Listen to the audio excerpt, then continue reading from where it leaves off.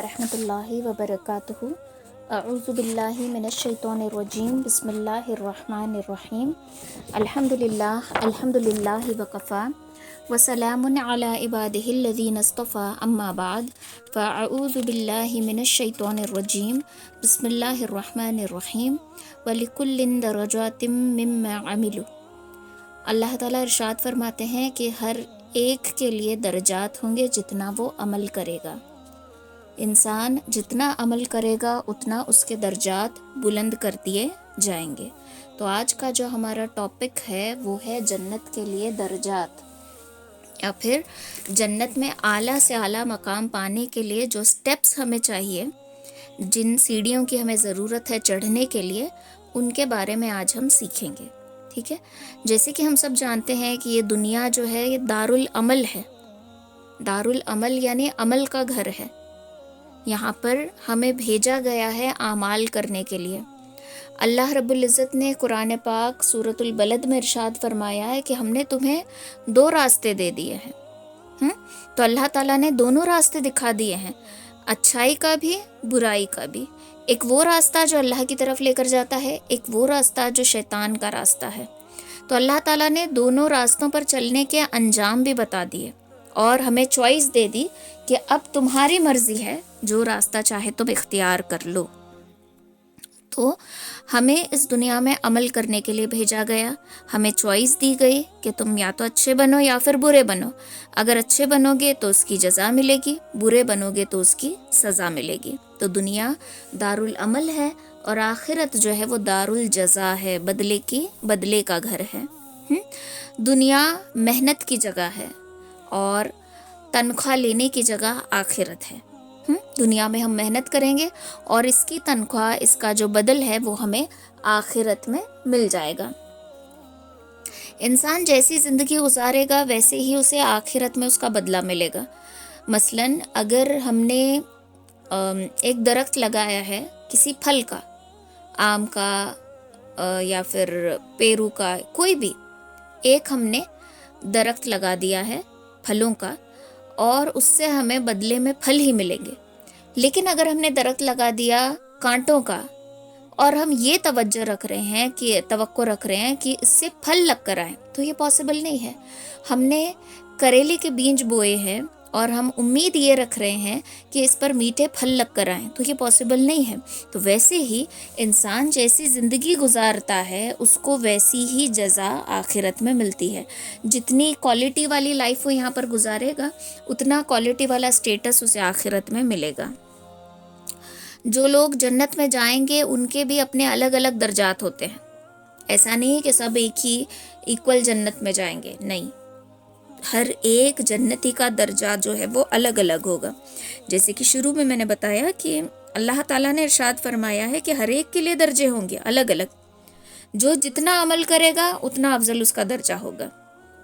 مثلاً 2 آدمیوں کے اعمال بالکل ایک جیسے ہوں گے، تو لیکن دونوں کے اعمال سیم ہیں، بٹ ایک کا درجہ آگے ہوگا، ایک کا درجہ پیچھے ہوگا۔ ریزن یہ کہ ایک نے 1 مرتبہ سبحان اللہ زیادہ کہی ہوگی، دوسرے نے 1 مرتبہ کم کہی ہوگی۔ تو سمجھو اس نے 9 ٹائمز سبحان اللہ کہی ہے، دوسرے نے 10 ٹائمز، تو ایک کمی زیادتی ہو گئی نا دونوں کے اندر، ایک پیچھے رہ گیا ایک آگے رہ گیا، تو اس حساب سے اس کا درجہ آگے پیچھے، اس کو کم اور اس کو زیادہ ملے گا۔ جتنا اونچا درجہ ملے گا اتنا ہم نبی علیہ الصلوۃ والسلام کے قریب جائیں گے۔ جتنا اونچا درجہ جنت کا ملے گا اتنا ہم آپ صلی اللہ علیہ وسلم کے قریب جائیں گے۔ اور شاکنگ نیوز یہ ہے کہ اوپر والے درجے میں جو لوگ ہوں گے وہ نیچے والے درجے کو آ کر مل سکیں گے۔ سمجھو میں نیچے والے درجے میں ہوں، آپ اوپر والے درجے میں ہیں، تو آپ کو مجھ سے ملاقات کرنی ہے تو آپ آ کر مجھ سے مل سکتے ہو، لیکن میں آپ کو آ کر نہیں مل سکتی۔ نیچے والے اوپر نہیں جا سکیں گے ملاقات کے لیے، ہاں البتہ اوپر والے نیچے آ کر مل سکیں گے۔ تو یہ اوپر کے جو درجے ہوتے ہیں بہت خاص درجے ہوتے ہیں، تو وہ کہیں بھی آ جا سکتے ہیں، لیکن نیچے والے اوپر نہیں جا سکتے۔ حدیث پاک میں آتا ہے کہ قرآن کی ایک ایک آیت پڑھتا جا، ایک ایک درجہ اوپر چڑھتا جا۔ تو جتنا ہم قرآن پاک کی تلاوت کریں گے اتنا ایک ایک درجہ اوپر چڑھتے چلے جائیں گے. جتنا ہم قرآن پاک کی تلاوت کریں گے، قرآن کو سینے میں محفوظ رکھیں گے، اتنا ہمارا ایک ایک درجہ بلند ہوگا. تو روزانہ ایک آیت ہم یاد کر سکتے ہیں، کوئی بڑی بات نہیں ہے. تو جتنی ہم نے آیتیں یاد کی اتنے ہم نے درجے بلند کیے. ہمیں سورۃ الاخلاص یاد ہے تو ہمارے 4 درجے بلند ہو گئے. پھر اس کے بعد کوئی 5 آیتوں والی سورت یاد ہے، 9 درجے، اور پھر 3 12 درجے. تو جتنے ٹوٹل کتنے صورتیں یاد ہے، دیکھو ہر صورت میں کتنی آیتیں، دیکھو کاؤنٹ کرو، ایک ایک آیت کے حساب سے ایک ایک درجہ ہمارا بلند ہوتا چلا گیا. تو اور جتنا ہو سکے اتنا یاد کرنے کی کوشش کرنا، کوئی بڑی بات نہیں ہے. روز ایک آیت آرام سے ہم کر سکتے ہیں. میں نے آپ کو بتا دیا ہے کہ کس طریقے سے کرنا ہے. کیا کرو، اگر آپ اسٹوڈنٹ ہو تو آپ کسی بک میں لکھ سکتے ہو، ضرورت نہیں قرآن ہی کھول کے پڑھ لو. اب کیونکہ آج کل کے اسٹوڈنٹ جو ہیں وہ گھر کے کام زیادہ نہیں کرتے، پہلے کے کرتے تھے. ابھی کے جنریشن کے جو زیادہ گھر کے کاموں میں ان کا لگاؤ نہیں ہوتا. پہلے ہمارا کیسا تھا، ٹفن بھی ہم خود پیک کر کے لے جاتے تھے، لیکن اب کے بچوں کو ہر ایک چیز کی سہولت ہے تو آپ آرام سے یاد کر سکتے ہو. رہا بات لیڈیز کی کہ ان کے بچے ہیں، گھر کی ذمہ داری ہے، پکانا ہے، شوہر کی ذمہ داری، ساس سسر کی ذمہ داری، بچوں کی اسکول، ان کا پڑھانا، ان کا ٹفن، یہ ساری چیزیں ہیں. تو اس میں تھوڑا ہمیں ٹف لگتا ہے. تو یہاں پر کیا کرنا، کچن میں نا سامنے ٹائلز پہ آج کی آیت لکھ دینا. جو بھی سورہ آپ یاد کر رہے ہو، سورہ رحمان یاد کر رہے ہو، الرحمن علم القرآن، الرحمن ایزی ہے، آرام سے یاد ہو جائے گا. تو علم القرآن یہ آیت لکھ دو. دن بھر اس کو دیکھتے رہو. لیکن ایک چیز کرنی ہے کہ جو مارکر سے آپ لکھتے ہو نا، سپوز آپ بلیک مارکر یوز کر رہے ہو تو ڈیلی بلیک مارکر ہی یوز کرو. کیونکہ جب ہم دیکھ کر پڑھتے ہیں نا تو وہ ہمارے نگاہوں میں رہتا ہے. پھر ہم جب بھول جاتے ہیں نا تو آنکھیں بند کرتے ہی جو ہماری لکھاوٹ ہوتی ہے وہ ہمیں یاد آتی ہے. اگر ہم کبھی قرآن میں پڑھ رہے ہیں، کبھی اس قرآن میں پڑھ رہے ہیں، کبھی کلر کوڈ تجوید قرآن میں پڑھ رہے ہیں، تو جب ہم بھول جاتے ہیں اور ہم آنکھیں بند کرتے ہیں نا تو تینوں قرآن ہمارے آنکھوں میں گھومنے لگتے ہیں، پھر ہم کنفیوز ہو جاتے ہیں. اوکے، تو بہتر یہ ہے جو کلر کا مارکر یوز کرتے ہیں نا اسی کلر کے مارکر سے روزانہ لکھا کرو. پھر اس کو وائپ آؤٹ کر لیا کرو. وائپ پوچھنے سے کوئی یہ نہیں ہے. اب یہاں پر ایک سوال یہ آئے گا کہ آگ ہوگی، آگ کے سامنے لکھنا صحیح ہے کیا؟ مسئلہ یہ ہے کہ ہمیں یاد کرنا ہے. ہم وہاں کوئی بے ادبی نہیں کر رہے، ہم کہاں لکھ رہے ہیں؟ کچن کے وال پر لکھ رہے ہیں. تو اس میں کوئی مسئلہ نہیں ہے اور ہماری نیت اس میں کوئی غلط نہیں ہے، ہمیں حفظ کرنا ہے. تو یہ لکھ کر وہ جو پرماننٹ مارکر نہیں ہے، جو وائٹ بورڈ پر مارکر یوز ہوتا ہے نا، وہ والا مارکر لے کر آؤ، لکھو اور یاد کرو، آرام سے یاد ہو جائے گا. ٹھیک ہے، تو روزانہ ایک آیت پڑھیں گے تو ایک آیت یاد کریں گے، ایک درجہ ہمارا بلند ہو جائے گا. اب ہمارا مسئلہ یہ ہے کہ ہمیں منزل کا ہی پتہ نہیں ہے. جس انسان کو اپنے منزل کا پتہ ہوتا ہے، جس انسان کو اپنے منزل کا پتہ نہیں ہوتا، مطلب میرا یہ گول ہے لائف کا، یا پھر مجھے اس جگہ جانا ہے، ہاں، اور اس کا ایڈریس اس کو پتہ نہیں، لیکن اس کو پتہ ہے کہ اس جگہ جانا ہے. مجھے ابھی سمجھو کسی گاؤں جانا ہے، مجھے معلوم ہے کہ پرٹیکولر مجھے اسی گاؤں کو جانا ہے، لیکن مجھے راستہ معلوم نہیں ہے. تو میں ٹیڑھے میڑھے راستے سے اپنے بیمار سواری کو لے کر بھی اس گاؤں تک پہنچ جاؤں گی. اگر مجھے کہاں جانا ہے یہی معلوم نہیں اور میرے پاس ایک دم تندرست سواری ہے تو بھی میں وہاں پر نہیں پہنچ سکتی، کیونکہ مجھے پتہ ہی نہیں کہ مجھے کہاں جانا ہے. تو جس بندے کو منزل کا پتہ ہوتا ہے، اس کا صحت پتہ نہیں ہوتا، اس کا صحت مند گھوڑا بھی اس کو وہاں نہیں پہنچا سکتا.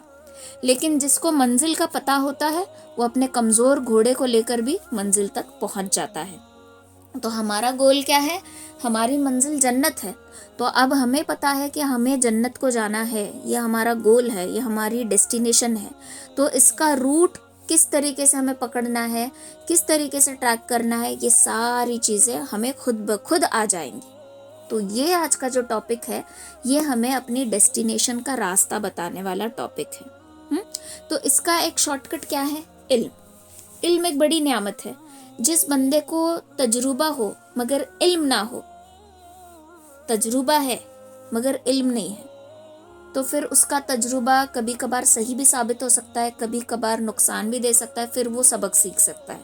اوکے، لیکن اگر کسی کے پاس علم بھی ہو اور تجربہ بھی ہو، ایکسپیرینس بھی ہے اور علم بھی ہے، تو پھر وہ آسانی سے کم انویسٹمنٹ میں زیادہ کما سکتا ہے. سمجھو کوئی بزنس کر رہا ہے ہمیں، تو یا پھر کہیں جاب پر لگنا ہے، ہمیں تجربہ ہے، ٹیچر کی جاب پر لگنا ہے، ہمیں ٹیوشن لے لے کر بچوں کو پڑھانے کا تجربہ ہے، لیکن ہمارے پاس نالج نہیں ہے، علم نہیں ہے، تو ہم بچوں کو نہیں پڑھا سکتے، بیکاز بچوں کو صرف کتاب میں ہی سے نہیں پڑھانا ہوتا، بچوں کو لائیو ایگزامپلس بھی دینے ہوتے ہیں، تو بچہ اور اچھے سے پڑھتا ہے۔ تو اگر ہمارے پاس ٹیوشنس کا تجربہ ہے لیکن علم نہیں ہے، تو پھر ہم ٹیچر نہیں بن سکتے، ہم اپوائنٹ نہیں ہو سکتے۔ کبھی کبھار ایسا بھی ہوتا ہے کہ ہم نے بی ایڈ وغیرہ نہیں کیا ہوتا، لیکن علم بھی ہوتا ہے اور تجربہ بھی ہوتا ہے، تو ہمیں اچھی سے اچھی پوسٹ لگ جاتی ہے۔ ویسے ہی کوئی بزنس ہمیں شروع کرنا ہے، ہمارے پاس تجربہ نہیں ہے، ہمارے پاس علم نہیں ہے، تو پھر ہم کوئی بھی بزنس شروع کریں اس میں لاس ہی ہوگا۔ لیکن اگر ہمارے پاس تجربہ ہے اور ہمارے پاس علم ہے، اب میں جو بزنس کرتی ہوں میں اسی کی ایگزامپل آپ کو دوں گی، مجھے کپڑے کا علم ہے، نالج ہے کہ یہ کپڑا ایسا ہے، یہ کپڑا ویسا ہے، یہ کاپی ہے، یہ اوریجنل ہے، یہ تجربہ اور علم دونوں چیزوں سے آیا ہے مجھے، تو میں دیکھتے ہی، فوٹو میں دیکھتے ہی میں فیبرک پہچان جاتی ہوں، کیونکہ میرے پاس اس چیز کی نالج بھی ہے، اس چیز کا تجربہ بھی ہے، تو میں اپنا بزنس اچھے سے رن کر سکوں گی۔ اگر مجھے علم ہی نہیں ہے کہ کون سا کپڑا کیسا ہے، اس میں گرمی ہوتی ہے کہ نہیں ہوتی، یہ سلپ ہوتا ہے کہ نہیں ہوتا، یہ ہلکا ہوتا ہے کہ وزن ہوتا ہے، اس کا مجھے علم نہیں ہے، تو پھر میں بزنس بہت گھاٹے میں چلاؤں گی۔ ٹھیک ہے، تو جب ہمارے پاس علم ہوتا ہے اور تجربہ بھی ہوتا ہے تو ہم کم انویسٹمنٹ میں زیادہ پروفٹ کما سکتے ہیں۔ اب ہر انسان یہی چاہتا ہے نا کہ میں کم انویسٹ کروں اور زیادہ کماؤں، کم محنت کروں اور زیادہ کماؤں۔ ہر ایک انسان کی سوچ ہوتی ہے کہ میں محنت کم کروں، انویسٹ کم کروں، پروفٹ مجھے زیادہ ہو۔ تو یہ جو چیزیں ہیں جو آج ہم سنیں گے، یہ کم انویسٹمنٹ ہے اور پروفٹ زیادہ ہے۔ ہم لگائیں گے کم اور کمائیں گے زیادہ۔ تو اسی لیے شریعت نے کہا کہ تم علم حاصل کرو، یہ پہلا قدم ہے اللہ کے قریب ہونے کا۔ تو اب یہ جو ساری چیزیں جو ہم آج انویسٹ کریں گے، اس کے لیے سب سے مقدم ہے علم کا ہونا۔ تو اگر ہم علم حاصل کریں گے تو ہم اللہ کے قریب ہوتے جائیں گے، اور یہ ہماری خوش نصیبی ہے کہ اللہ تعالیٰ نے آج ہمیں جوڑا ہے اور ہم علم حاصل کرنے کے لیے بیٹھے ہیں، لہٰذا ہم اللہ کے قریب ہو رہے ہیں۔ تو نبی علیہ الصلوۃ والسلام نے ہمیں ایسی باتیں بتائی ہیں، ایسا علم دیا ہے کہ یہ ہمارے لیے دنیا کی بھی کامیابی ہے اور آخرت کی بھی کامیابی۔ اللہ کے نبی صلی اللہ علیہ وسلم نے ایسی انویسٹمنٹ ہمیں دی ہے کہ اس سے ہم دنیا بھی کمائیں گے اور آخرت بھی کمائیں گے۔ تو یہ انویسٹمنٹ کیا ہے؟ یہ انویسٹمنٹ کچھ مسنون عطیہ ہیں، یعنی مسنون دعائیں، کچھ دعائیں جو نبی علیہ الصلوۃ والسلام نے اس امت کو دی۔ یہ ایک خزانہ ہے جو نبی علیہ الصلوۃ والسلام نے اپنی امت کو دیا ہے، یعنی نبی علیہ الصلوۃ والسلام نے اس امت کو اپنی برکتوں کا اور اپنی زبان سے نکلی ہوئی دعاؤں کا تحفہ دے دیا ہے۔ ان کی برکتوں کا ہم اندازہ بھی نہیں لگا سکتے، کیونکہ ایک تو دعائیں، دوسرا محبوب خدا صلی اللہ علیہ وسلم کے زبان سے نکلی ہوئی دعائیں ہیں، لیکن ہمیں ان کا اندازہ نہیں ہے۔ جیسے کہ میں نے آپ کو بتایا کہ اگر ہمیں منزل کا ہی پتہ نہیں ہوگا تو ہم کتنے بھی اچھی سوار کیوں نہ ہو منزل تک نہیں پہنچ سکتے۔ ویسے ہی ہم امتی تو ہیں، لیکن نبی علیہ الصلوۃ والسلام نے کیا کیا ہمیں دیا ہے اس کا ہمیں علم ہی نہیں ہے، تو اس کے لیے آج ہم کیا ہے، در بدر بھٹکتے رہتے ہیں۔ اگر ہمیں ان چیزوں کا علم ہو جائے گا تو ہمیں در بدر اور مخلوق کے پیچھے بھٹکنے کی بالکل ضرورت نہیں پڑے گی، کسی کی منت سماجت کرنا کہ پلیز پلیز میرا کام کر دو، پلیز میری ہیلپ کر دو، کسی کے غصے سے ڈرنا، یہ سوچنا کہ میرا کیا ہوگا، میرا فیوچر کیا ہوگا، میرے بچوں کا کیا ہوگا، سوچ سوچ کر پریشان ہونا، یہ ساری چیزیں اگر ہمارے اندر نہیں آئیں گی، اگر اس خزانے کو ہم نے سیکھ لیا، تو یہ جو مسنون دعائیں ہیں یہ اللہ کے خزانوں کے جو دروازے ہیں اس کی چابیاں ہیں، سمجھ لو۔ اللہ کے جو خزانے ہیں ان کے جو دروازے لاک ہیں، یہ ان کی چابیاں ہیں، اور یہ جو چابیاں ہیں یہ چابیاں نبی علیہ الصلوۃ والسلام کی زبان فیض ترجمانی سے نکلی ہوئی دعائیں ہیں جو اللہ رب العزت کے یہاں قبول ہو چکی ہیں، ہونا یا ہوں گی نہیں، آلریڈی قبول ہو چکی ہیں۔ تو یہ چابیوں کو آج ہمیں حاصل کرنا ہے۔ اب کچھ لوگ یہ بولیں گے کہ نہیں میں تو یہ دعائیں آلریڈی پڑھتی ہوں لیکن کچھ اثر نہیں ہوتا۔ ایک بات یاد رکھو، چابی صحیح ہے، کھولنے والا غلط ہو سکتا ہے، یا پھر ہم چابی ٹیڑھی ڈال رہے ہوں گے، یا پھر ہم جس طریقے سے گھمانا ہے کلاک وائز گھمانا ہے، ہم اینٹی کلاک وائز گھما رہے ہوں گے۔ چابیوں میں کوئی خلل نہیں ہے، چابیاں خراب نہیں ہے، چابی کو کھولنے والے میں کوئی کمی ہے. تو یہ ہمیں دیکھنا ہے کہ یہ جو چابیاں ہمیں آج ملیں گی یہ تو اوریجنل ہیں، بس ہمارے اندر کی کمیوں کو نکال کر اگر ہم صحیح طریقے سے چابی لگائیں گے تو اللہ کے خزانوں کے دروازے جو ہیں وہ کھل جائیں گے. نبی علیہ الصلوۃ والسلام دنیا سے رخصت ہو گئے. جب دنیا سے رخصت ہو رہے تھے تو اللہ تعالیٰ نے یہ پوچھنے کے لیے بھیجا نا کہ اللہ کے محبوب آپ آنا چاہتے ہیں یا رکنا چاہتے ہیں. تو نبی علیہ الصلوۃ والسلام نے پوچھا تھا کہ اللہ سے جا کر پوچھنا کہ میرے بعد میری امت کا کیا ہوگا. جب اللہ نے کہا کہ آپ کے بعد آپ کی امت کو تنہا نہیں چھوڑیں گے تو تب آپ صلی اللہ علیہ وسلم نے چین کی سانس لی اور کہا کہ چلو میں آپ کے ساتھ چلنا چاہتا ہوں. یعنی سکرات کے عالم میں بھی آپ کو امت کی فکر تھی. تو اس امت سے رخصت ہوتے ہوتے بھی امت کو بے سہارا آپ نے نہیں چھوڑا، ہمیں چابیاں دے کر گئے کہ میری امتیوں یہ تمہارے خزانوں کی چابیاں ہیں، ان کو لگاؤ اور کم انویسٹ کر کے خوب کماؤ. تو ہر ایک انسان کی کامن سوچ ہوتی ہے نا کہ میں کم ٹائم میں زیادہ کماؤں یا کم محنت کروں اور زیادہ فائدہ اٹھاؤں. تو ویسے ہی ایک چیز اللہ کے نبی صلی اللہ علیہ وسلم نے بتائی. کون سی چیز؟ مسلم شریف کی روایت ہے، حضرت جویریہ رضی اللہ تعالی عنہا کا واقعہ ہے. کیا واقعہ؟ کہ آپ فجر کے لیے اٹھے اور فجر کی نماز کے لیے چلے گئے. جب آپ جا رہے تھے تو حضرت جویریہ رضی اللہ تعالی عنہا مصلی پر بیٹھی عبادت کر رہی تھی. آپ گئے، آپ نے صحابہ نماز ادا کی، صحابہ کرام سے کچھ دین کی تعلیم تبلیغ کی باتیں ہوئی، بہت دیر ہوا، عشاء کا وقت بھی ہو گیا، آپ آ گئے. جب آپ واپس آئے تو دیکھا کہ ابھی تک جویریہ رضی اللہ تعالی عنہا اسی پوزیشن میں بیٹھی ہوئی ہیں.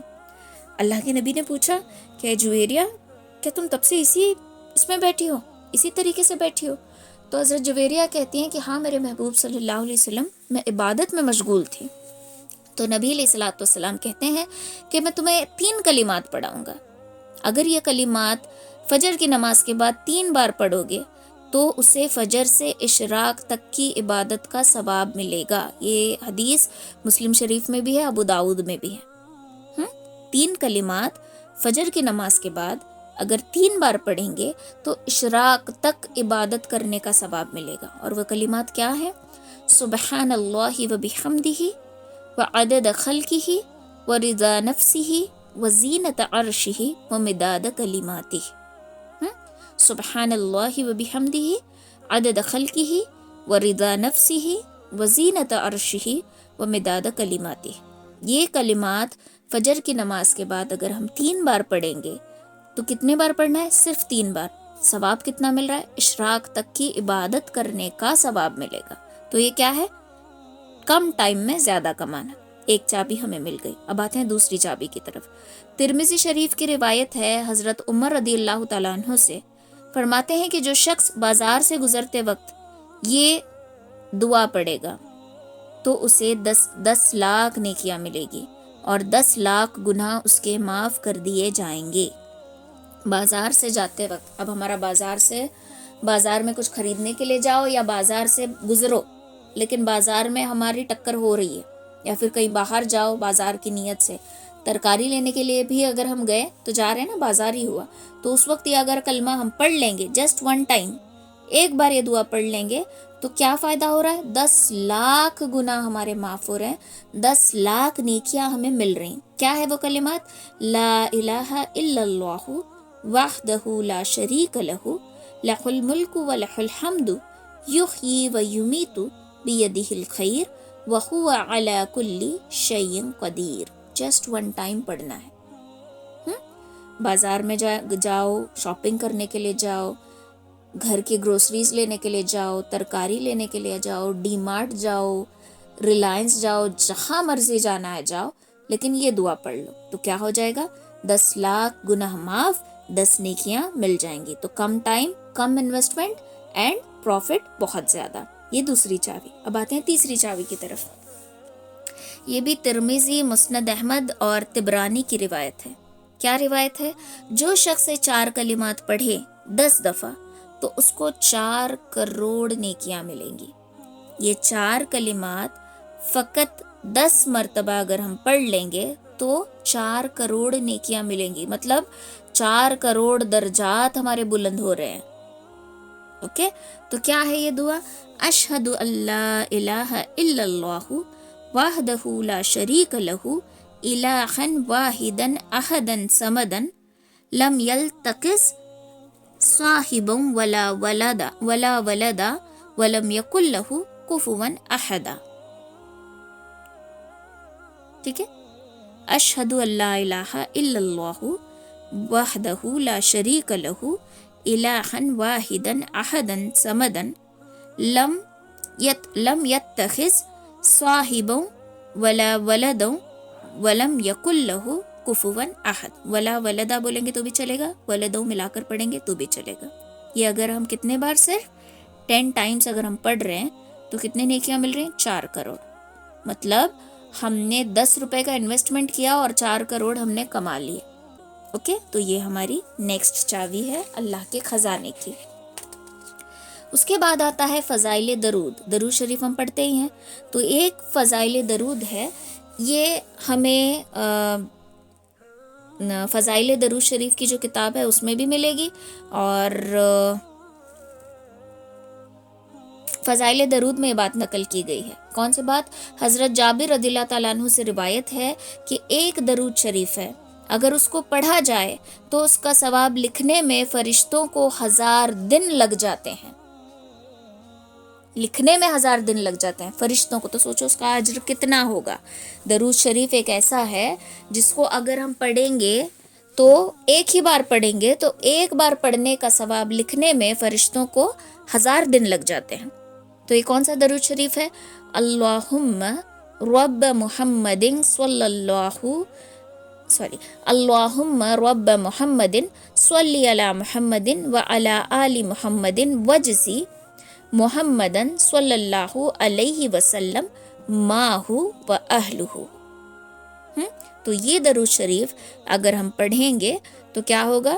ایک بار پڑھیں گے تو اس کا ثواب لکھنے میں فرشتوں کو 1000 دن لگ جاتے ہیں.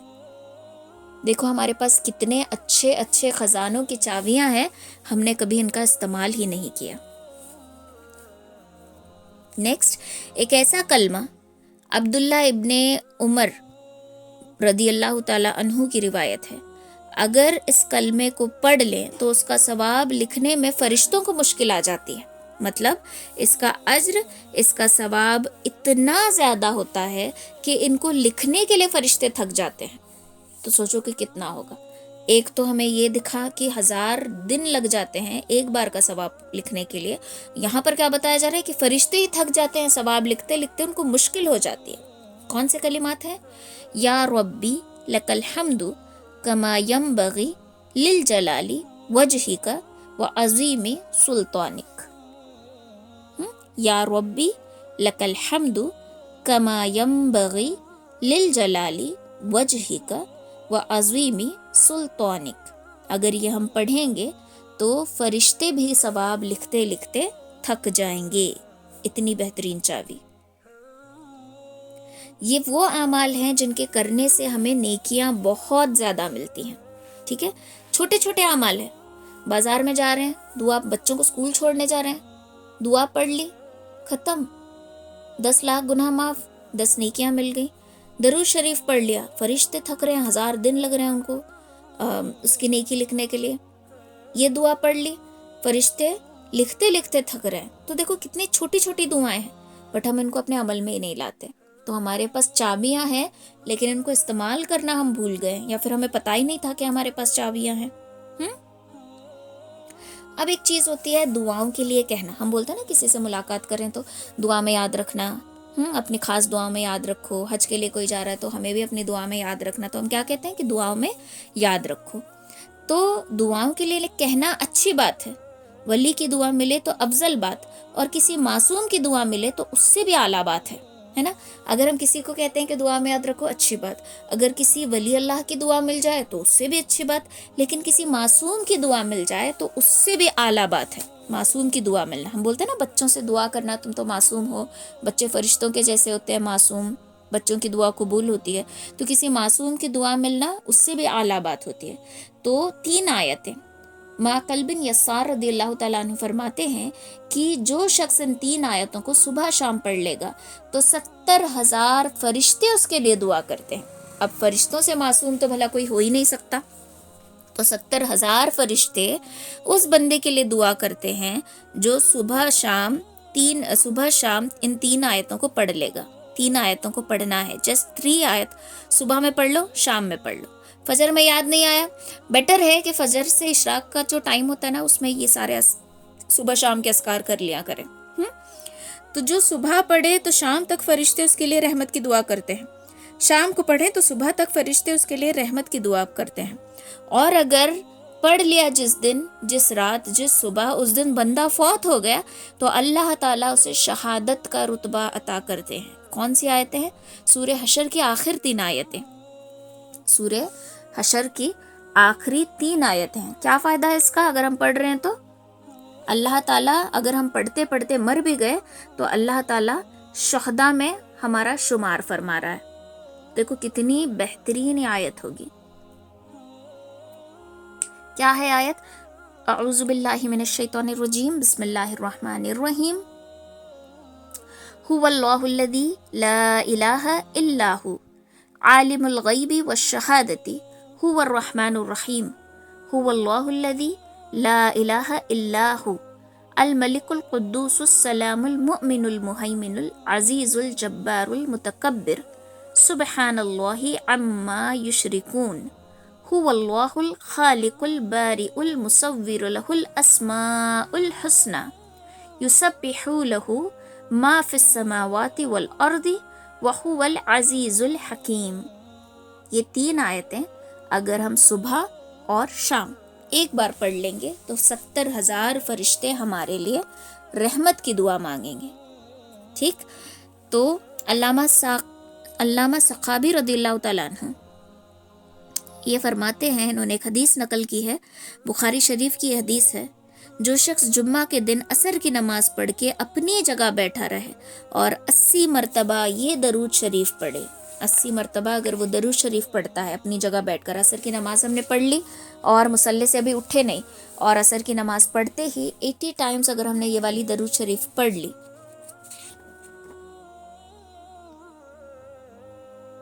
تو اس کے 80 سال کے گناہ جو ہیں وہ معاف کر دیے جائیں گے. اب ہماری عمر ہی 80 سال کی ہوگی کہ نہیں ہوگی ہمیں کوئی اندازہ نہیں ہے. اوکے، تو کیا ہے وہ درود شریف؟ اللہم صلی علی محمد النبی الامی وعلی آلہ وسلم تسلیما.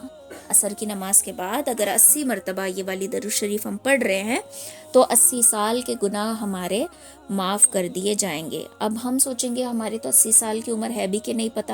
کچھ گناہ ہمارے ایسے ہوتے ہیں جیسے کہ سمجھو حرام مال کا ایک لقمہ کھا لیا، حرام مال کا ایک لقمہ کھا لیا، 40 دن کی عبادت ہماری قبول نہیں ہوگی. تو یوں اگر ہم حساب لگائیں تو 80 سال سے زیادہ ہمارے گناہ ہوں گے. تو جب جمعہ کا دن ہمیں نصیب ہوتا ہے عصر کے بعد یہ والی درود شریف 80 ٹائمز پڑھنے، ہارڈلی میرے خیال سے 15-20 منٹ لگ جائیں گے. اگر آپ صحیح پروناؤنس کر کے آرام سے اطمینان سے پڑھ رہے ہو تو 20 منٹ میں یہ والی حدیث ہو جائے گی 80 مرتبہ، 15 سے 20 منٹ. اب ہم فجر کے لیے اٹھتے ہیں، تو فجر کے لیے جب ہم اٹھتے ہیں تو کیا کریں؟ فجر کی نماز اذان سمجھو 5 بجے ہو رہی ہے، اندازہ 5 بجے ہو رہی ہے تو آپ 4:45 کا الارم لگا لینا. اوکے، 15 منٹ پہلے اٹھو، 10 منٹ پہلے اٹھو. پھر دیکھو جو شخص نماز فجر سے پہلے 3 مرتبہ یہ کلمات پڑھے اللہ اس کے گناہوں کو معاف فرما دیتا ہے، اور اگرچہ اس کے گناہ سمندر کے جھاگ کے برابر ہی کیوں نہ ہو ان کو بھی معاف فرما دیتا ہے. کیا ہے کلمات؟ استغفر اللہ الذی لا الہ الا هو الحی القیوم واتوب الیک. کیا کرنا ہے؟ فجر سے پہلے جب ہم اٹھیں گے، فجر کے وقت سے پہلے کیا کرنا ہے؟ 3 مرتبہ ان کو پڑھ لینا ہے. اگر سمجھو آنکھ نہیں کھلی یا پھر اذان ہونے کے بعد آنکھ کھلی تو فجر کی نماز پڑھنے سے پہلے کیا کر لو؟ 3 بار یہ والے استغفار کو پڑھ لینا ہے. تو اس سے کیا ہو جائے گا؟ اللہ تعالیٰ ہمارے گناہوں کو معاف کر فرما دے گا، اور چاہے ہمارے گناہ سمندر کے جھاگ کے برابر بھی کیوں نہ ہو اللہ رب العزت اس کو معاف فرما دیں گے. کچھ لوگوں کے کام جو ہیں اٹکے ہوئے ہوتے ہیں، جیسے کہ کسی کے رشتے کی بندش کی گئی ہے، رشتے نہیں ہو رہے، لوگ آ رہے ہیں دیکھ رہے ہیں، لڑکی خوبصورت ہے لیکن لوگ پسند نہیں کر رہے، نوکری لگتی ہے لیکن ٹکتی نہیں، دکان تو چل رہا ہے لیکن مال میں برکت نہیں، یا پھر کسی کا علاج چلا ہے لیکن علاج شفا نہیں دے رہا، بہت سارے کام اٹکے ہوئے رہتے ہیں، ایڈمیشنز ہوتے ہوتے رہ جاتی ہے، ایگزام پاس ہوتے ہوتے فیل ہو جاتے ہیں، 1 مارک سے فیل ہو جاتے ہیں، بہت ساری چیزیں جو ہے وہ رکاوٹ بن جاتی ہیں۔ تو ابو داؤد کی روایت ہے، فرمایا جو شخص صبح شام 7 مرتبہ اس دعا کو پڑھے گا، اللہ تعالیٰ اس کے ہر ادھورے کام کو پورا فرما دیں گے۔ کون سی دعا ہے؟ حسبی اللہ لا الہ الا هو علیہ توکلت وہو رب العرش العظیم۔ حسبی اللہ لا الہ الا هو علیہ توکلت وہو رب العرش العظیم۔ اگر یہ ہم صبح اور شام 7 مرتبہ پڑھیں گے تو ہمارے ہر اٹکے ہوئے کام پورے ہو جائیں گے۔ جو بھی کام آپ کا اٹکا ہوا ہے اس نیت سے پڑھو۔ بچہ ایگزام میں پاس ہوتے ہوتے فیل ہو جاتا ہے، شوہر کا کاروبار بنتے بنتے بگڑ جاتا ہے، یا پھر دکان تو چل رہی ہے لیکن کچھ اڑچن آ جاتی ہے، تو یہ کلمات، نوکری نہیں لگ رہی، کچھ بھی ہو، آپ کے بھائیوں کا مسئلہ ہو، آپ کا مسئلہ ہو، شوہر کا، بچوں کا، کوئی بھی اٹکا ہوا کام کیوں نہ ہو، یہ دعا اگر ہم اور یہ میں اس پر عمل کر کے دیکھی ہوں، ریئلی یہ کام کرتا ہے۔ اور جتنا جب ایک بار کام ہو جاتا ہے نا تو پھر اس پر یقین آ جاتا ہے۔ جیسے کہ کوئی چیز کھو جائے تو بولتے ہیں کہ ان للہ و انا الیہ راجعون پڑھو، ہے نا، لیکن میں نے ایک مرتبہ کہیں بیان میں سنا تھا کہ کوئی چیز گم جائے تو درود شریف پڑھنا، تو ابھی میں نے درود شریف پڑھنا شروع بھی نہیں کیا ہوتا کہ مجھے وہ چیز مل جاتی ہے، تو اب میرا یقین نا اس پر زیادہ ہے، ان للہ سے زیادہ میرا یقین درود شریف پر ہے، تو میں جب بھی درود شریف پڑھتی ہوں نا تو مل جاتی ہے، اور وہ چیز ملنی ہی نہیں ہو، سمجھ چوری ہو گئی اور وہ ملنی نہ ہو تو میرے زبان پر درود شریف آتا ہی نہیں ہے۔ تو یہ کچھ چیزیں ایسی ہوتی ہیں جب وہ اثر کرتی ہیں تو ہمارا یقین اور پختہ ہو جاتا ہے، تو یہ اس پر میں نے عمل کر کے دیکھا ہے، یہ واقعی کام کرتا ہے۔ تو آپ نا کوئی بھی کام کیوں نہ ہو، چھوٹا کام بڑا کام، کوئی بھی رکاوٹ کا کام کیوں نہ ہو، اس دعا پر، اس عمل پر کیا ہے، روزانہ صبح شام عمل کرنا ہے، 7 مرتبہ صبح، 7 مرتبہ شام میں، فجر کے بعد پڑھ لو 7 مرتبہ، مغرب کے بعد پڑھ لو 7 مرتبہ۔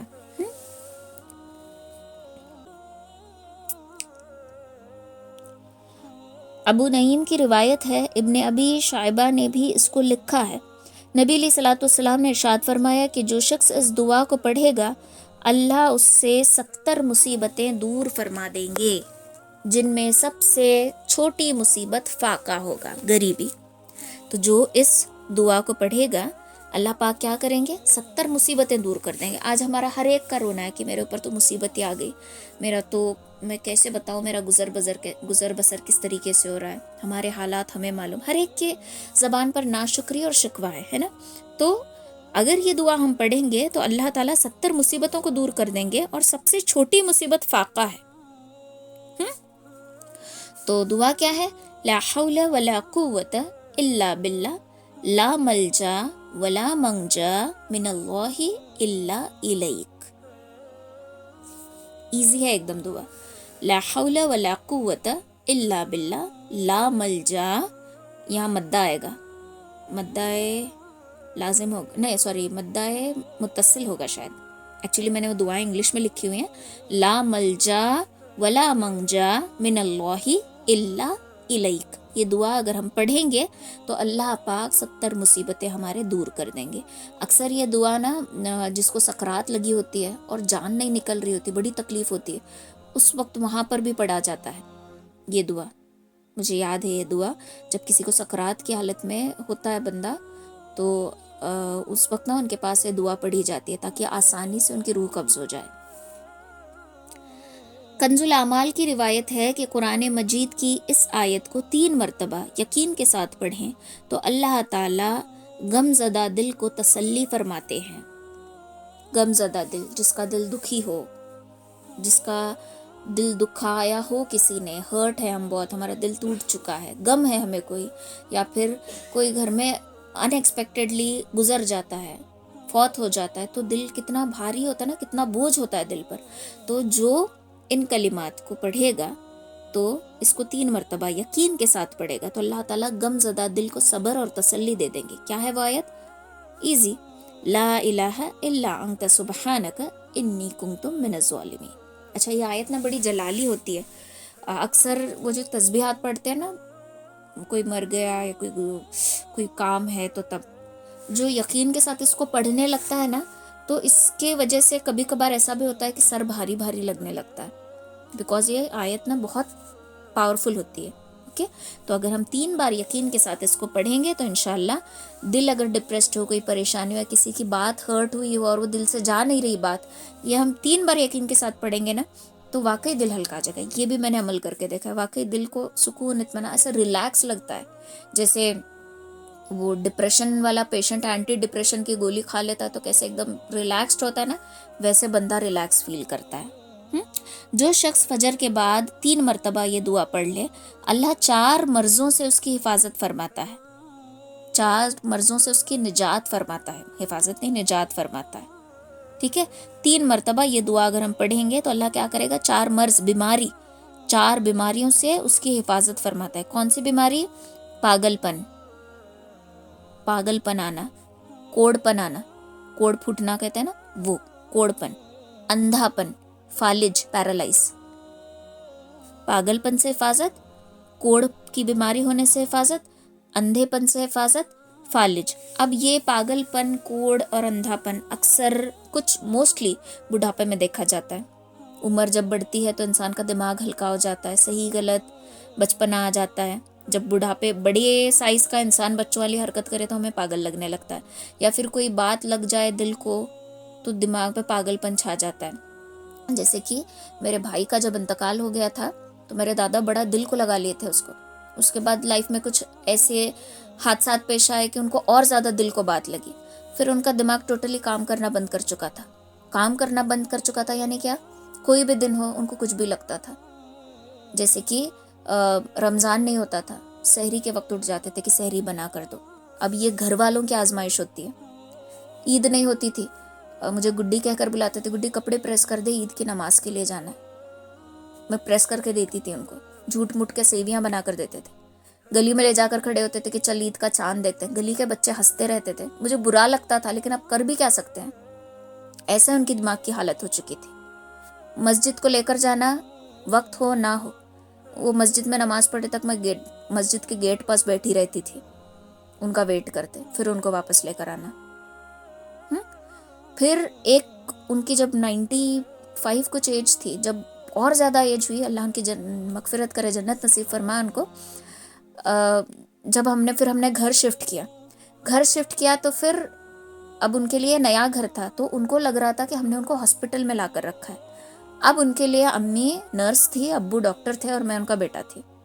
وہ کسی کو بھی ہاتھ لگانے کے لیے نہیں دیتے تھے، صرف میں، کھلانا ہے میں، نہلانا ہے میں، کپڑے پہنانا ہے میں، کھانا کھلاؤ میں، کچھ بھی ہو ہر کام کے لیے میں. تو یہ نا ایک ایج کے بعد آ جاتا ہے، تو یہ گھر والوں کی آزمائش ہوتی ہے. خیر یہ ٹاپک سے ہٹ کر بات ہے، مجھے یاد آیا تو میں نے بولا کہ پاگل پن جب آتا ہے تو اکثر یہ نا اولاد کی وجہ سے آ جاتا ہے. اولاد کی کوئی بات انسان کو جب بڑی دل کو چبھتی ہے نا بہت زیادہ تو اس کے دماغ پر اثر کر جاتا ہے. یوں ہی کوئی پاگل نہیں ہوتا. تو یہ دعائیں اگر ہم پڑھیں گے تو اولاد بھی کوئی کام کر لے تو انشاءاللہ اللہ تعالی ہماری حفاظت کرے گا. کوڑ پن، بدن پر وائٹ دھبے ہو جانا. اندھا پن، آنکھوں کی بینائی کمزور ہو جانا. کم عمر میں چشمہ، آج کل ہر کوئی موبائل کا کام کر رہا ہے، یوز کر رہا ہے، work from home, laptop, computers کے سامنے بیٹھنا، اسکرین پر کام زیادہ ہونا، تو اس سے ہماری آنکھوں پر افیکٹ ہوتا ہے. تو آنکھوں کا اندھا پن، اس سے نجات ملتی ہے. فالج، پیرالائز ہونا، آج کے کھانے پینے کی وجہ سے ہر ایک کو بی پی کا پرابلم ہے. بی پی جب ایک دم زیادہ ہو جاتی یا تو ہماری نسیں پھٹ جاتی ہیں، آن دا اسپاٹ ڈیتھ ہوتی ہے، یا پھر پیرالائز ہو سکتا ہے. اوکے، تو یہ 4 بیماریوں سے اللہ پاک ہماری حفاظت فرمائیں گے. اور دعا کون سی ہے؟ سبحان اللہ العظیم و بحمدہ ولا حول ولا قوت الا باللہ. دیکھو کتنی آسان دعا ہے، سبحان اللہ العظیم و بحمدہ ولا حول ولا قوت الا باللہ. جسٹ 3 مرتبہ پڑھنا ہے، کبھی بھی پڑھ لو، ٹائم نہیں دیا گیا، کبھی بھی پڑھ لو. 3 بار پڑھیں گے تو اللہ تعالیٰ 4 اتنی ڈینجرس بیماریوں سے ہماری حفاظت فرمائے گا. اب دجال کے فتنے سے محفوظ رہنا ہے تو روزانہ سورۃ الکہف کی پہلی اور آخر کی 10 آیتیں پڑھ لیں. اگر پاسبل ہے تو ان کو حفظ کر لیں. آپ کو لگتا ہو کہ میں ہر بات بولتی ہوں حفظ کر لو، ایزی لگتا ہے ان کو، لیکن نا وہ شوق پیدا کرو اپنے اندر حفظ کرنے کا. شوق آ گیا نا ایک بار، بندہ کچھ بھی کر سکتا ہے. بڑے سے بڑا پہاڑ بھی توڑ سکتا ہے. اوکے, تو ان کو نا حفظ کر لو. سورۃ الکہف کی 10 آیتیں اور اب شروع اور آخر کی, یہ آسانی سے حفظ بھی ہو سکتے ہیں کیونکہ ایوری فرائیڈے ہم لوگ اس کو پڑھتے ہیں تو وہ زبان پہ بیٹھ جاتی ہے. اوکے, تو اگر ہم یہ 10 آیتیں پڑھیں گے نا تو دجال کے فتنے سے محفوظ رہیں گے. جو شخص ہر نماز کے بعد آیت الکرسی پڑھتا ہے اسے جنت میں جانے سے بس موت ہی روک سکتی ہے. ہر فرض نماز کے بعد صبح کی 2 فرض پڑھ لی, آیت الکرسی پڑھ لو. ظہر کی 4 فرض پڑھ لی, آیت الکرسی پڑھ لو. پھر جنت میں جانے سے اسے صرف موت ہی روک سکتی ہے. جو شخص 27 مرتبہ یہ دعا پڑھے, اللہم اغفر لی وللمؤمنین والمؤمنات والمسلمین والمسلمات, ٹھیک ہے, یہ عبادہ ابن صامت رضی اللہ تعالیٰ عنہ کی روایت ہے. 27 مرتبہ یہ دعا پڑھیں گے تو سارے امت کی مغفرت ہوگی. اوکے, یہ کیا ہے؟ ایک ایسا عمل ہے سب کے لیے ہم دعا کر رہے ہیں, سب کے لیے, پوری امت کے لیے. آپ صلی اللہ علیہ وسلم نے امت کی فکر کی تھی نا, تو ہمارے اوپر بھی ذمہ داری بنتی ہے کہ ہم بھی امت کی فکر کریں. ایسا نہیں میرا گھر چل رہا ہے, میرے عمل ہو رہے ہیں کافی, نہیں, ہم سب نبوت کے کام کے ذمہ دار ہیں. ہم سب, چھوٹے سے بچے سے لے کر بڑے بوڑھے تک, ہم سب لوگ دین کے دائی ہیں. یہ جو کچھ لوگوں نے رولز اینڈ ریگولیشنز بنا رکھے ہیں نا کہ نہیں اتنے دن کا چلا لگاؤ گے تو ہی دین کا کام کرو, سرٹیفکیٹ ہے تو دین کا کام کرو, بہت غلط کام ہے. ایسے رولز اینڈ ریگولیشن سے نا دین کا کام بہت پیچھے پڑ رہا ہے. ایسے رولز اینڈ ریگولیشنز نہیں لگانے چاہیے. کیسے رولز ہونے چاہیے میرے حساب سے؟ اگر میرے ہاتھ میں ہوتا تو میں یہ کرتی کہ جہاں دین کی بات مل رہی ہے سیکھو, جہاں موقع مل رہا ہے اس کو سکھاؤ, پھیلاؤ, بہت ضرورت ہے آج کل اس کی. اوکے, تو یہ 27 مرتبہ اس دعا کو ہمیں پڑھنا ہے. اس کا فائدہ کیا ہوگا؟ انشاءاللہ امت کی مغفرت ہوگی. تو کتنی اچھی بات ہے. کیا اچھی بات ہے پتہ ہے اس میں؟ قیامت کے دن ایک بندہ ٹوٹل بہت نیکیاں رہیں گی, جسٹ ایک پوائنٹ اس کے پاس کم رہے گا, ایک نیکی کم رہے گی. تھوڑا سا شاید یہ کلاس لمبی ہو جائے گی بیکاز ہم نے 15 منٹ لیٹ شروع کیا ہے, تو ہو سکتا ہے کہ 15 منٹ لیٹ ہو ختم ہونے. ٹھیک ہے, تھوڑا آج ایک دن ایڈجسٹ کر لو. تو قیامت کے دن جب اپنا حساب کتاب ہوگا تو بندے کے پاس نا بس 1 نیکی, تو اللہ بولے گا کہ جاؤ کسی کے پاس سے 1 نیکی لے کر آؤ, اگر ملتی ہے تو آپ کی جنت میں انٹری ہو جائے گی. اب وہ بندہ بھٹکتا رہے گا, کوئی بھی نیکی دینے کو تیار نہیں. سب کے پاس 1 نیکی مانگ رہا ہے, کوئی بھی نہیں. پھر ایک کے پاس جاتا ہے, بولتا ہے کہ 1 نیکی ملے گی کیا؟ تو بندہ کہتا ہے کہ دیکھو بھائی میرے پاس تو صرف 1 ہی نیکی ہے, باقی سب گناہ. 1 نیکی لے کر میں نے تو جنت میں جانا ہے نہیں, میرا ٹھکانہ جہنم ہی ہے, تو تم میری 1 نیکی لے لو. فرشتہ اعلان کرے گا, اللہ کے ایک سخی بندے نے اپنی 1 نیکی دے کر جہنم میں جانے سے ایک بندے کو بچا لیا. اللہ تعالیٰ کو رشک آئے گا کہ وہ کون سا بندہ ہے جو اتنی سخاوت کر رہا ہے. جس نے 1 نیکی دے دی تو اس بندے کو بلایا جائے گا اور اللہ تعالیٰ بولے گا کہ تم نے اتنی سخاوت دی اور میں سخاوت کرنے والوں سے زیادہ سخاوت کرنے والا ہوں, تو بھلا میں تمہیں کیسے جہنم میں ڈال سکتا ہوں؟ 1 نیکی دینے کی وجہ سے دونوں کو جنت میں ڈالا گیا. تو اگر ہم پوری امت کے لیے مغفرت کی دعا کریں گے تو ہو سکتا ہے کہ اللہ رب العزت اپنے فضل سے, اپنے رحم و کرم سے ہماری بھی مغفرت فرما دیں. پھر صبح اور شام 1 مرتبہ سید الاستغفار پڑھنا ہے. اوکے, کچھ اس میں چھٹا کلمہ بھی اس کو کہا جاتا ہے, کلمہ نمبر 6 یہ ہے سید الاستغفار. پھر چھوٹی چھوٹی دعائیں بھی بتاتے ہوں. فجر کے وقت ابو داؤد کی روایت ہے کہ صبح شام یعنی فجر اور مغرب پکڑ کے چلو.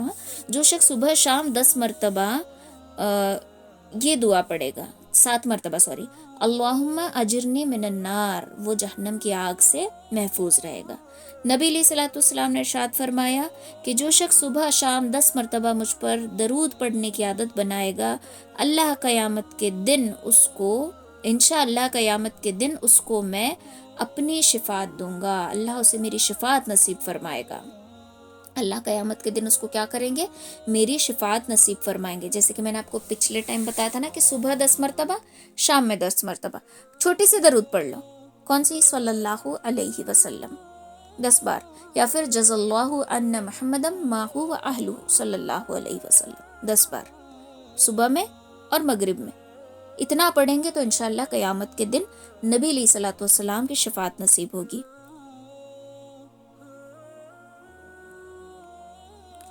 پھر اب نبی علیہ الصلوۃ والسلام کی شفاعت تو نصیب ہوگی.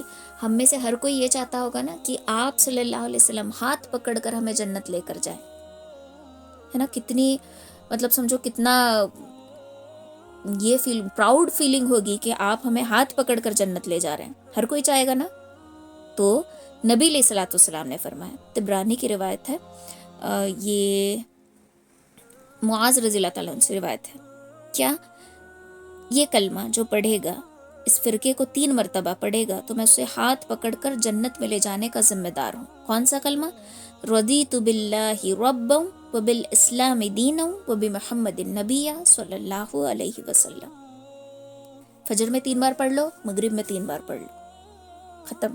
آپ صلی اللہ علیہ وسلم ہاتھ پکڑ کر جنت میں لے کر جائیں گے. پھر آپ صلی اللہ علیہ وسلم نے فرمایا 2 آیتیں ہیں جو شخص عشاء کے بعد پڑھے گا اللہ تعالیٰ اسے تہجد پڑھنے جیسا ثواب دیں گے. کون سی آیتیں؟ سورۃ البقرہ کی آخر کی 2 آیتیں. یہ 2 آیتیں نا بہت امپورٹنٹ ہے. اس کو آپ مصیبت کے وقت پڑھو، اس کو آپ کہیں کھو گئے تو پڑھو، کوئی گھر میں پریشانی ہو گئی تو پڑھو، بچہ آپ کا اسکول جا رہا ہے تو اس کو پڑھ کے دم کرو. ہر ایک پریشانی کا حل یہ 2 آیتیں ہیں، سورۃ البقرہ کی 2 آیتیں. ان کو بھی حفظ کر لو، ٹھیک ہے. یہ میں نے سمر کیمپ میں بچوں کو حفظ کروائے تھے، تو ان کو بھی حفظ کر لو، اس کے بھی بڑے فضائل ہیں. تو یہ سارے جنت کی چابیاں ہیں، یہ ساری جنت کی کنجیاں ہیں، چابیاں ہیں، جنت کے خزانوں کے. اللہ کے جو خزانے ہیں چھپے ہوئے، ان کی چابیاں نبی علیہ الصلوۃ والسلام ہمیں دے کر گئے ہیں، اور ہم ہیں کہ ان چابیوں کا استعمال ہی نہیں کرتے. اب دیکھو، جیسے کہ یہ بتایا گیا کہ اگر کوئی ایک سبحان اللہ کم اور زیادہ ہے تو اس کے حساب سے بھی ہماری پوزیشن آگے پیچھے ہوگی. تو سوچو کہ ہم کتنے لو پوزیشن میں. کبھی کبھار میرے سے بھی یہ ذکر اذکار نہیں ہوتے، بیکاز کام کا لوڈ اتنا ہوتا ہے کہ ٹائم نہیں مل پاتا. پھر میں نیند میں بڑبڑتے وہیں سو جاتی ہوں، وہیں پڑھتے پڑھتے نیندیں لگ جاتی ہے. کتنا پڑھا، حساب کتاب کچھ نہیں ہوتا. کبھی کبھار ایسا بھی ہوتا ہے میرے ساتھ، کام اوور لوڈ ہو کے یہ نہیں ہوتا. آپ کے ساتھ بھی ہوتا ہوگا. تو ہم سوچو ہم کتنے پیچھے ہیں.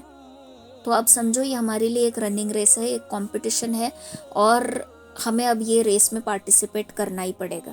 اگر ریس میں پارٹیسپیٹ کریں گے تو انشاءاللہ منزل تک جا پہنچیں گے. اور اب ہمارے پاس ایسی چیزیں ہیں، ایسی چابیاں ہیں، جو چھوٹا سا انویسٹمنٹ ہے، محنت کم ہے، ہمیں اجر اس کا زیادہ ملنے والا ہے. تو اس کی میں ریکارڈنگ سینڈ کروں گی، پلس اس میں جو دعا آپ کو سمجھ نہیں آتی نا وہ مجھے بتا دینا، میں آپ کو ٹائپ کر کے دے دوں گی، کیونکہ کچھ دعائیں میں گوگل میں سرچ کر رہی ہوں تو بھی صحیح نہیں بتا رہا. تو یہ ایکچولی میں نے ساری لکھ کر لی تھی، میرے پاس رومن میں لکھی ہوئی ہے، لیکن مجھے عربک تھوڑا تھوڑا سمجھ میں آتا ہے، تو اس کے لیے وہ کون سا لیٹر ہے میری سمجھ میں آ رہا ہے. تو میں انشاءاللہ کوشش کروں گی کہ آپ کو ٹائپ کر کے دوں. باقی یہ ساری دعائیں کیا کرو، تھوڑا سا ٹائم نکال کر نا ایک بک میں لکھ لو. کیسے لکھنا ہے؟ فجر کر کے کالم بناؤ، فجر اور شام، جو دعائیں فجر اور شام پڑھنے کی ہیں وہاں پر لکھ لو، اور ان کے بازو میں بریکٹ میں لکھو 3 ٹائمز، جتنا بھی ٹائمز ہے. جو دعائیں کامنلی لکھنی ہے کامن کر کے ہیڈنگ دو، پھر ان کو لکھ لو. انشاءاللہ آسانی ہوگی، لیکن ان کو لکھ کر رکھو، تھوڑا بہت ٹائم نکال کے نا لکھ کر رکھو. دیکھ کر پڑھیں گے تو پھر یہ یاد بھی ہو جائیں گی. پڑھ کر نا زبان پہ بیٹھ جاتی ہے، یہ ہمیں کیا ہو جائیں گی، یاد بھی ہو جائیں گی. تو یہ انشاءاللہ اس پر ہم عمل کریں گے. جنت کے لیے جو بھی درجات ہمیں نبی علیہ الصلوۃ والسلام دے کر گئے ہیں، ان پر ہم پورا عمل کر کے، ان کا پورا استعمال کر کے انشاءاللہ منزل تک ضرور پہنچیں گے. ان دعاؤں کو دوسروں تک بھی پہنچاؤ. ایسا نہیں کہ میں بولی، میں اجازت دوں تو وہی پہنچا کے، نہیں. نبی علیہ الصلوۃ والسلام نے آخری خطبے میں کیا فرمایا تھا؟ جو حاضر ہیں وہ غائب تک میری بات پہنچائے. آپ نے یہ نہیں کہا تھا کہ تم 3 سال کا داعیہ کورس کرو بعد میں یہ بات پہنچاؤ، تم 5 سال عالمیت کرو بعد میں یہ بات پہنچاؤ، تم 40 دن چلا لگا کے آؤ بعد میں تمہارے گھر والے ممبر رہنا ہمارے مسجد کے، تب تم یہ کر سکتے ہو کام. نہیں، یہ ساری چیزیں ہماری بنائی ہوئی ہیں، اور یہ ساری چیزوں کے چکر میں نا امت میں بہت خطرناک پھوٹ پڑ گئی ہے. تو ہم سب کی سوچ یہ ہونا چاہیے کہ ہم مسلمان ہیں اور ہم ایک ہو کر کام کریں گے، ایک امت ہو کر ہمیں کام کرنا ہے. یہ ہم جو فرقے بنا کر بیٹھے نا کہ یہ سنی، یہ تبلیغی، یہ اہل حدیث، یہ جماعت اسلام، یہ بہت ڈینجرس فتنے ہیں. اور دیکھو اس میں بھی پھوٹ پڑ رہی ہے. تبلیغی میں بھی کیا ہوگا، یہ بنگلور والی، یہ دلی، مجھے تو سمجھا ہی نہیں آج تک، میں اس میں گھستی بھی نہیں ہوں. پھوٹ پڑ گئی، پھوٹ ہمارے میں پڑ رہی ہے، لوگ دیکھ کر تماشا تماشا دیکھ رہے ہیں، مزہ لے رہے ہیں کہ دیکھو ان کی امت کیسی کمزور ہے. ہم سب کو نا ایک امت بن کے رہنا ہے، فرقے فرقے میں خود کو نہیں بانٹنا. ہم مسلمان ہیں. بچوں کی تربیت بھی کرو نا تو یہ بولو کہ ہم مسلمان ہیں. تبلیغی یہ وہ ان کے دماغ میں نہیں ڈالنا، ہم مسلمان ہیں. اوکے، تو یہ ساری چیزیں کرنی ہیں اور ان کو دوسروں تک بھی پہنچانا ہے. آپ کے گاؤں میں اگر کوئی ہے، ابھی وہ کلاس جوائن، کچھ کو کلاس کا معلوم ہوتا ہے، کچھ کو نہیں ہوتا، جس سے بھی ملاقات ہوتی ہے تھوڑا بہت بات کر لو، تھوڑا بہت ڈسکس کر لو. تو یہ بھی ہوتا ہے داعیہ کا کام. دائی اسی کو کہتے ہیں کہ جہاں کوئی موقع مل رہا ہے نا وہاں پر ان باتوں کو کیا کرنا ہے، ڈسکس کرنا ہے. اللہ تعالیٰ کہنے سننے سے زیادہ عمل کی توفیق دے. آمین ثم آمین. ربنا تقبل منا انك انت السميع العليم وتب علينا انك انت التواب الرحيم برحمتك يا ارحم الراحمين. سبحان الله وبحمده، سبحانك اللهم وبحمدك، نشهد ان لا اله الا انت، نستغفرك ونتوب اليك. سبحان ربك رب العزة عما يصفون وسلام على المرسلين والحمد لله رب العالمين برحمتك يا ارحم الراحمين.